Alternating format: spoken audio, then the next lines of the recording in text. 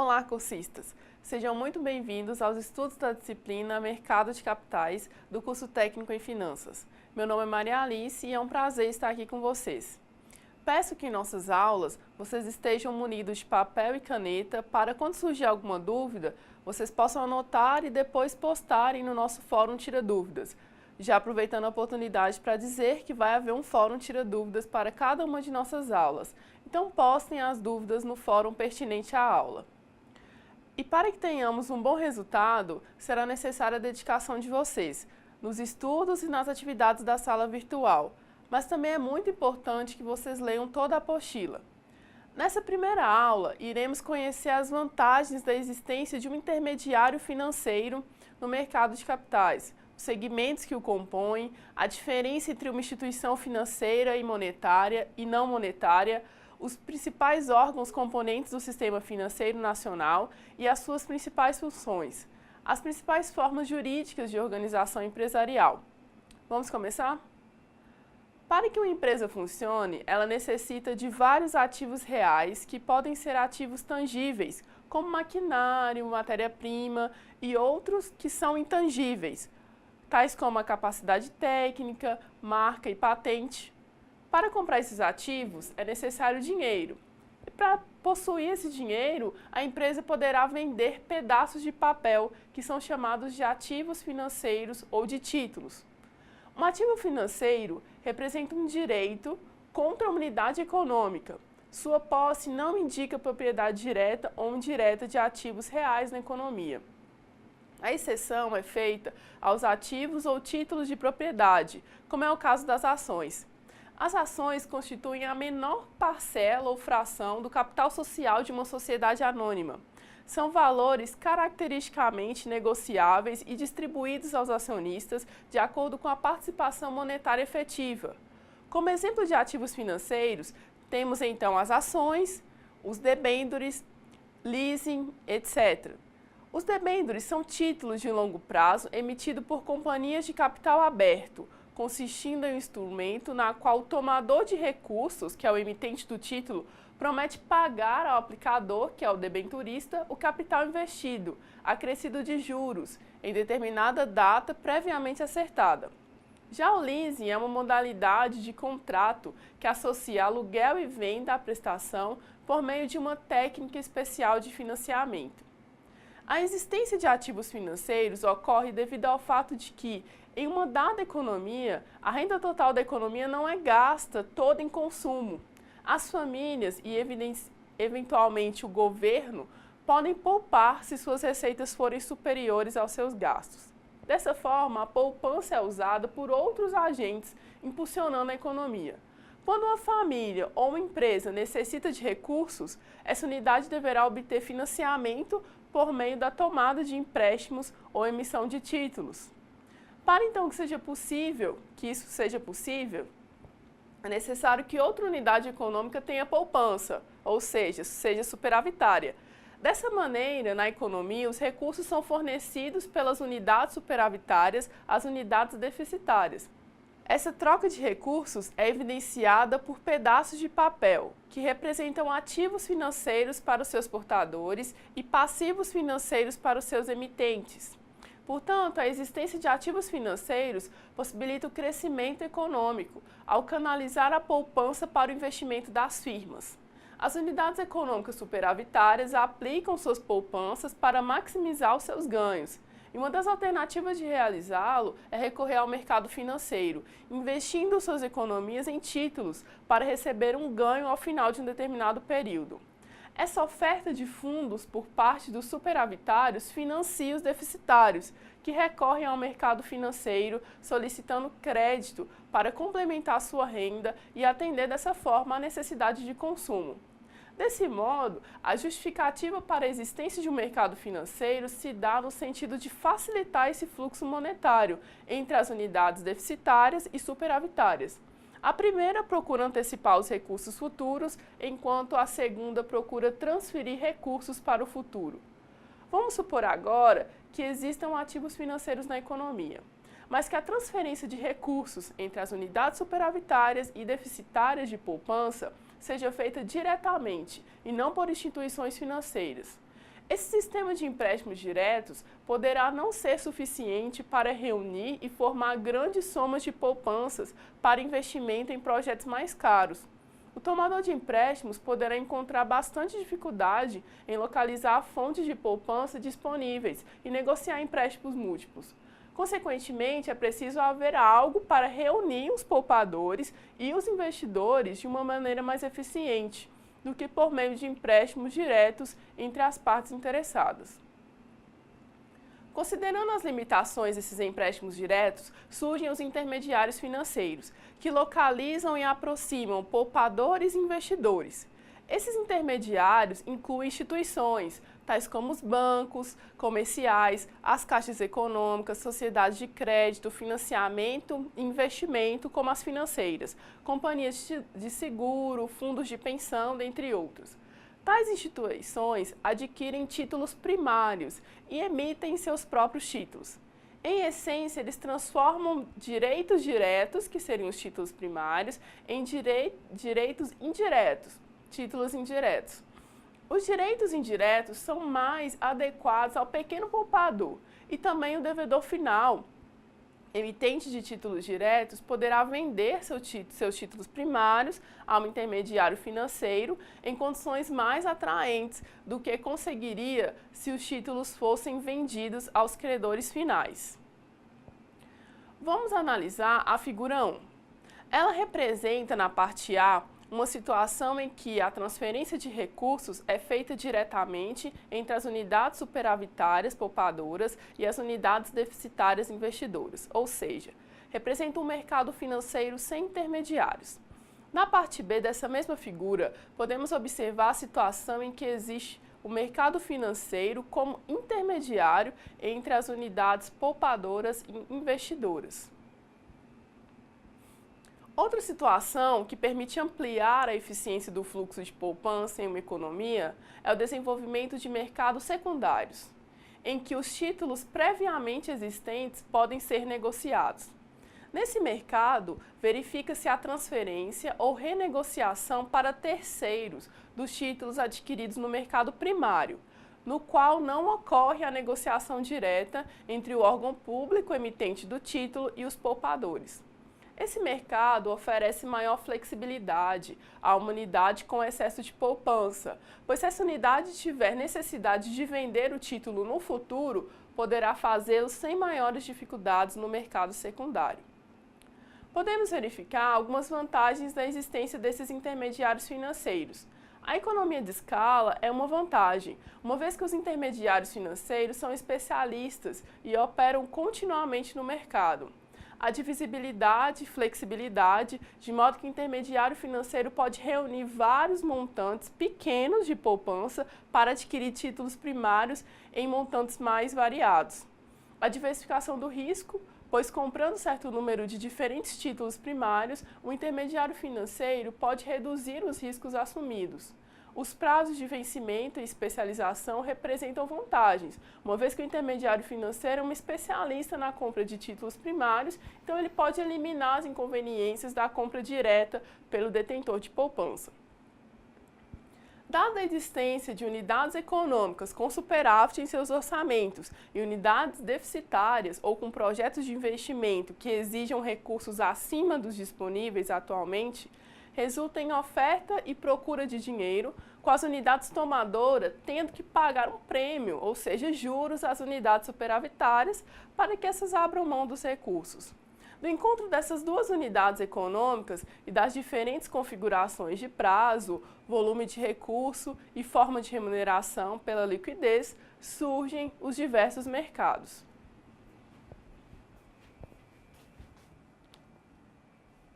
O mercado de crédito tem a função de financiar o consumo para pessoas físicas e o capital de giro das empresas. Em geral, está relacionado à concessão de créditos de curto e médio prazo.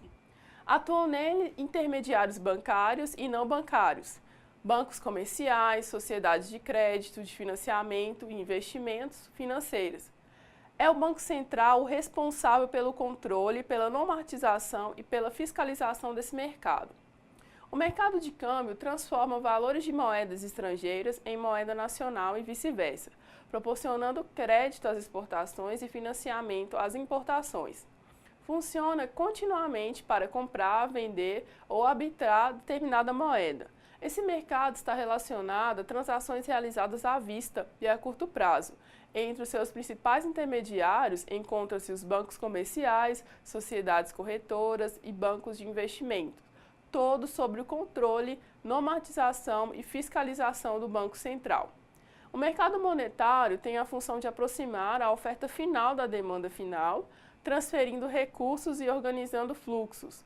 A autoridade monetária, por meio do Banco Central, precisa induzir os agentes econômicos a alterar o perfil dos seus gastos para assegurar a liquidez ideal da economia, cumprir o seu papel de elevar o nível de emprego, manter a estabilidade de preços e sustentar uma taxa de crescimento adequada.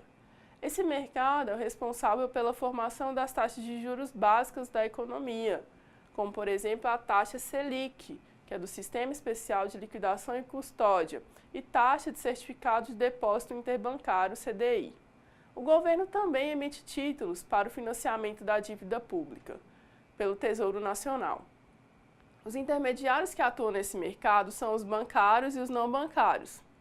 E o mercado de capitais, que proporciona o financiamento de capital de giro e de capital permanente para as empresas, além do financiamento habitacional. Os principais títulos negociados são os representativos do capital de empresas, as ações, ou de empréstimos feitos via mercado por empresas sem participação de intermediários bancários. É caracterizado por operações de médio prazo, longo prazo e prazo indeterminado. Os principais intermediários que atuam no mercado de capitais são os não bancários, as instituições componentes do Sistema Brasileiro de Poupança e Empréstimo e diversas instituições auxiliares. Agora, vamos falar um pouco sobre o Sistema Financeiro Nacional. Até 1964, o Sistema Financeiro Nacional carecia de uma estruturação racional, adequada às necessidades e carências da sociedade como um todo. A partir de então, foi editada uma série de leis que possibilitou esse reordenamento.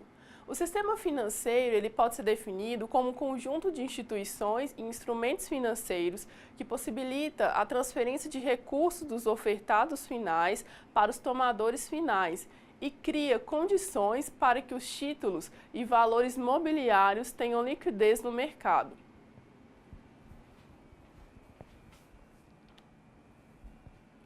A figura 2 mostra que os tomadores finais de recursos são aqueles que se encontram em posição de déficit financeiro, ou seja, aqueles que pretendem gastar em consumo ou investimentos mais do que a sua renda. Eles precisam do complemento de poupança de outros para executar seus planos, dispondo-se a pagar pelo capital que conseguirem. Já os ofertadores finais de recursos são aqueles que se encontram em posição de superávit financeiro, ou seja, aqueles que pretendem gastar em consumo ou investimento menos do que a sua renda. Uma conceituação bastante abrangente de sistema financeiro poderia ser a de um conjunto de instituições que se dedicam de alguma forma ao trabalho de propiciar condições satisfatórias para a manutenção de um fluxo de recursos entre poupadores e investidores.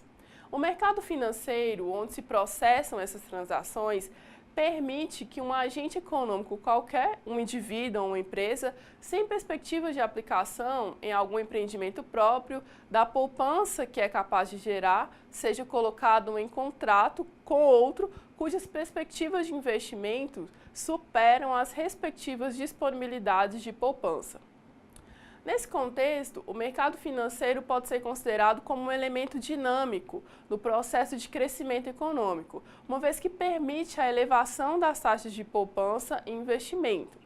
Assim, a necessidade de conhecimento do sistema financeiro é crescente ao longo do tempo, explicada pela importância que exerce na economia o segmento empresarial de um país, como também pela maior complexidade que suas operações vêm apresentando.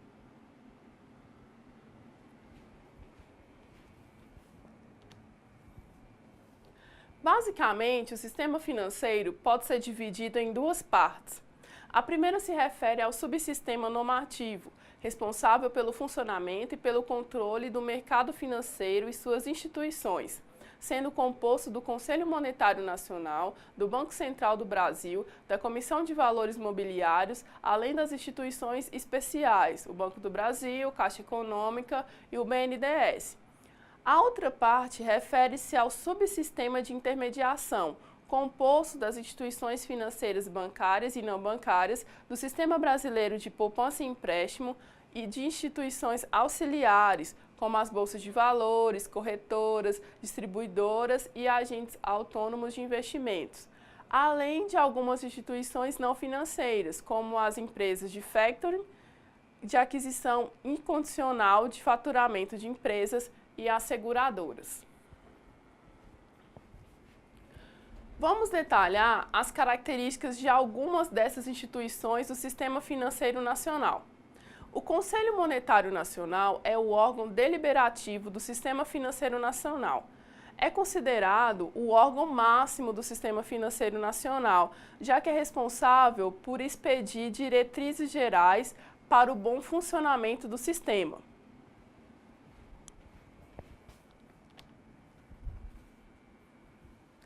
Suas principais atribuições são estabelecer as diretrizes gerais das políticas monetária, cambial e creditícia, regular as condições de constituição, funcionamento e fiscalização das instituições financeiras, disciplinar os instrumentos de política monetária e cambial. O Conselho Monetário Nacional é constituído pelos seguintes membros: Ministro da Fazenda, que é o presidente do Conselho, o Ministro do Planejamento e o presidente do Banco Central.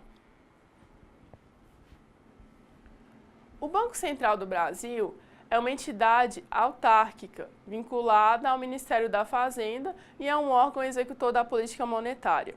Tem como função fazer cumprir as disposições do Conselho Monetário Nacional que lhe foram atribuídas e pela legislação em vigor.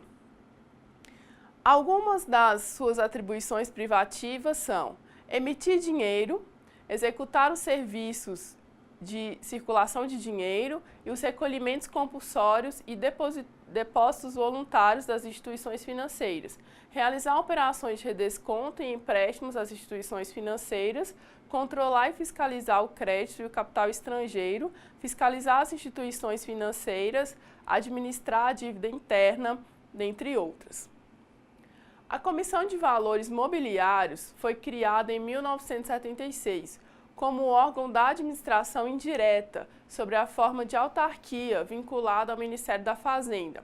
Sua função específica é tratar das matérias previstas na Lei das Sociedades Anônimas, regulamentando, fiscalizando, desenvolvendo e controlando as operações do mercado de valores mobiliários do país, sob a orientação do Conselho Monetário Nacional.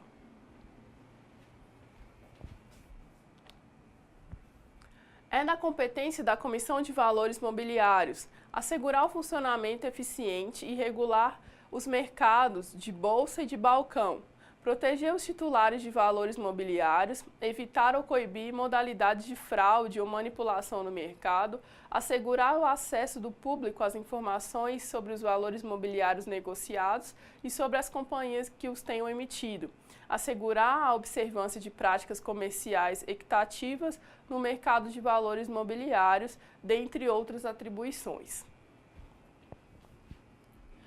As instituições financeiras bancárias são instituições que recebem depósitos à vista e criam moeda. Entre as principais instituições dessa natureza destacam-se os bancos múltiplos, criados em 1988 pelo Banco Central, são bancos que podem operar simultaneamente com autorização do Banco Central, carteiras de banco comercial, de investimento, de crédito imobiliário, de crédito e financiamento e investimento, de arrendamento mercantil e de desenvolvimento, constituindo-se em uma só instituição financeira de carteiras múltiplas, com personalidade jurídica própria, que pode escolher em quais carteiras deseja operar entre as modalidades já descritas. Os bancos comerciais são classificados como instituições monetárias por terem um poder de criação de moeda escritural, são instituições financeiras que recebem depósitos à vista em contas de movimento e efetuam empréstimos de curto prazo, principalmente para o capital de giro das empresas. De outra forma, prestam também serviços auxiliares, tais como cobranças mediante comissão, transferência de fundos de uma para outra agência e outros serviços. O Banco do Brasil compete a esse órgão a execução da política creditícia e de financeira do governo federal. Além das funções de um banco comercial, agrega o apoio ao crédito rural e a exclusividade dos serviços de compensação de cheques, como também é o agente executor do orçamento da União. A Caixa Econômica Federal, como os bancos comerciais, as caixas econômicas podem também receber depósitos à vista do público, além dos depósitos de poupança. É integrante do Sistema Brasileiro de Poupança e Empréstimo e do Sistema Financeiro da Habitação. Além dessas instituições mencionadas, enquadram-se na categoria de agências de fomento, associações de poupança e empréstimo, bancos de desenvolvimento, bancos de investimento, o Banco Nacional de Desenvolvimento Econômico Social, BNDES, companhias hipotecárias, cooperativas centrais de crédito, sociedades de crédito e financiamento e investimento, sociedades de crédito imobiliário e sociedades de crédito ao microempreendedor. O Banco Nacional de Desenvolvimento Econômico Social é o principal banco de desenvolvimento do Brasil. O seu objetivo principal é apoiar empreendimentos prioritariamente privados, que contribuam para o desenvolvimento do país, até mesmo atuando para o fortalecimento da estrutura de capital das empresas privadas e o desenvolvimento do mercado de capitais. Opera por meio de agentes, que são os bancos comerciais, de investimentos e financeiras. Outra parte do subsistema de intermediação do Sistema Financeiro Nacional são as bolsas de mercadorias e futuros. As bolsas de mercadorias e futuros são instituições nas quais se negociam contratos futuros padronizados, que são contratados para comprar ou vender uma quantidade específica de uma commodity, ou seja, produtos que não apresentam diferenciações significativas, sendo basicamente homogêneos, como por exemplo a soja, o milho, o petróleo. Ou um instrumento financeiro a um preço especificado e com a entrega determinada em uma data futura também especificada previamente. Possuem autonomia financeira, patrimonial e administrativa, sendo fiscalizadas pela Comissão de Valores Mobiliários. As bolsas de valores são instituições que proporcionam infraestrutura para a realização diária de operações públicas de negociação de ações e outros tipos de valores mobiliários.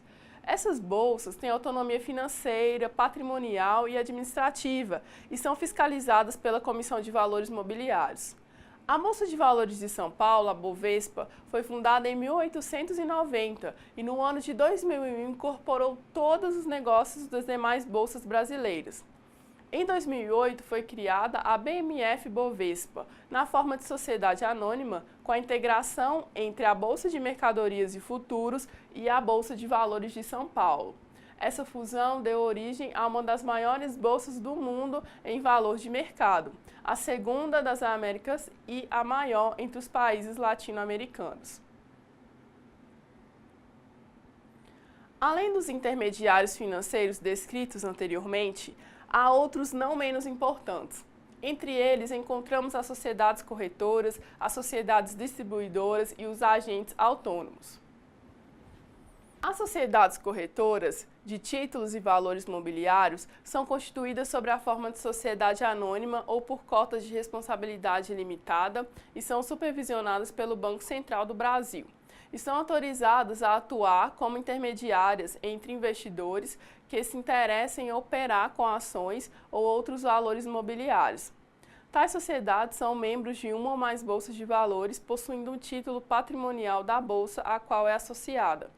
Entre as atividades das sociedades corretoras, elas podem operar em bolsas de valores, subscrever emissões de títulos e valores mobiliários no mercado, comprar e vender títulos e valores mobiliários por conta própria e de terceiros, encarregar-se da administração de carteiras de custódia de títulos e valores mobiliários, exercer funções de agente fiduciário, ou seja, cujo valor depende somente da confiança a ele dispensada, instituir e organizar e administrar fundos e clubes de investimento, emitir certificados de depósito de ações e cédulas pignoratícias, ou seja, permite o contrato de penhor de debêntures, intermediar operações de câmbio, praticar operações no mercado de câmbio de taxas flutuantes, dentre outras atribuições.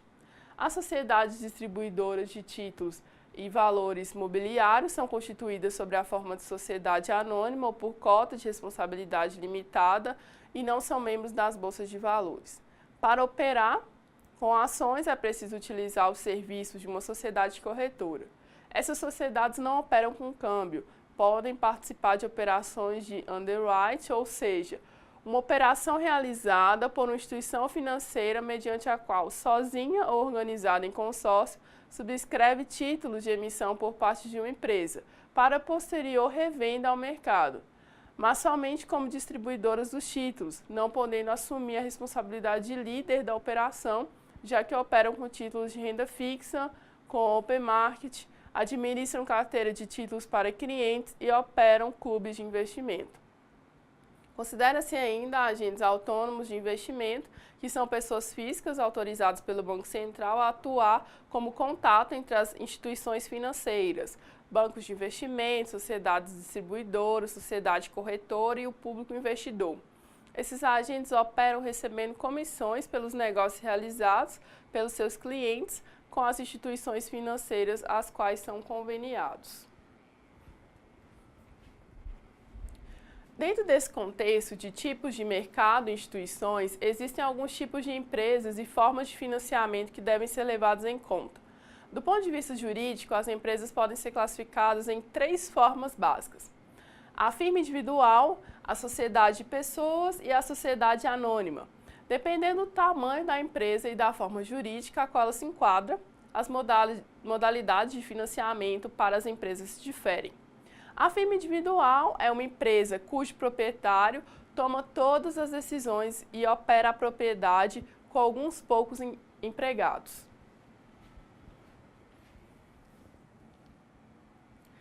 As vantagens de uma firma individual é que o proprietário é o seu próprio patrão. O proprietário assume todo o lucro do negócio, os baixos custos operacionais e organizacionais. É uma alternativa mais barata de organização, não requer estatuto, há um menor número de normas governamentais que devem ser seguidas. As economias fiscais, não paga imposto de renda de pessoa jurídica, o lucro é tributado como pessoa física. E a facilidade de solução, dentre outros. Já as desvantagens de ser uma firma individual é que o dono tem responsabilidade ilimitada pelas dívidas e obrigações da empresa. Não há diferença entre os ativos individuais e os da empresa. A limitação de capital, o proprietário assume todo o risco do negócio e a falta de continuidade quando o proprietário morre. A sociedade de pessoas é uma empresa constituída por 2 ou mais proprietários. O tipo mais comum dessa forma jurídica são as corretoras de seguros, imobiliárias, firmas atacadistas e varejistas. Esse tipo de sociedade é formalizado por meio de um contrato social entre os sócios. As vantagens de uma sociedade de pessoas é a formação de uma sociedade por cotas, que é barata e fácil. O maior nível de capital em relação à firma individual, a melhor facilidade de crédito, as economias fiscais, os custos organizacionais baixos e a habilidade de vários sócios. Já as desvantagens é que cada sócio tem responsabilidade sobre todo o capital integralizado, a vida é limitada e dificuldade de atingir operações de larga escala. Já a sociedade anônima é uma sociedade na qual o capital é dividido em ações que representam a mesma fração do capital social.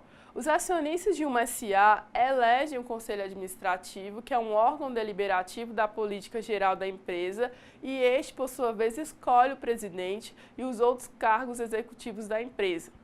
Uma SA pode ainda ser aberta ou fechada, dependendo de suas ações serem negociadas em bolsas de valores, aberta ou não.